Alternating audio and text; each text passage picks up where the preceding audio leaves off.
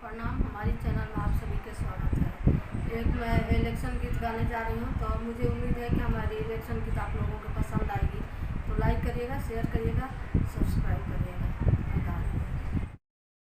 जल्दी से आई हमरो योगी जी, सबरो नाही होत बाटे हो।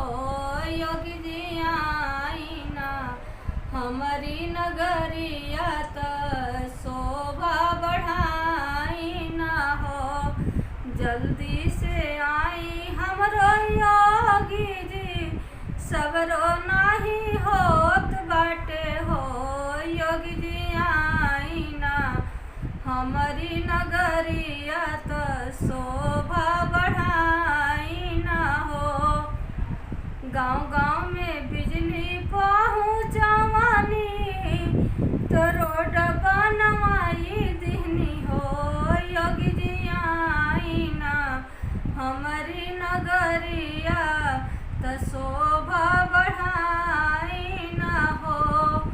गाँव-गाँव में बिजली पहुँचावानी तो रोड बनवाई दिहनी हो। योगी जी आई ना हमारी नगरिया त शोभा बढ़ाई ना हो। बच्चे लोग के दिहनी ले पटाप त सुविधा बढ़ाई दिहनी हो।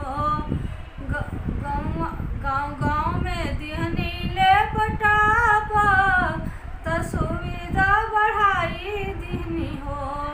योगी जी बच्चे लोग कइली हैं बोर्ड के तैयारिया, तो पास होई जाई है नु हो। बच्चे लोग कइली हैं बोर्ड के तैयारिया, तो पास होई जाई है नु हो। हमारी वीडियो पसंद आई होगी तो लाइक करिएगा, शेयर करिएगा, सब्सक्राइब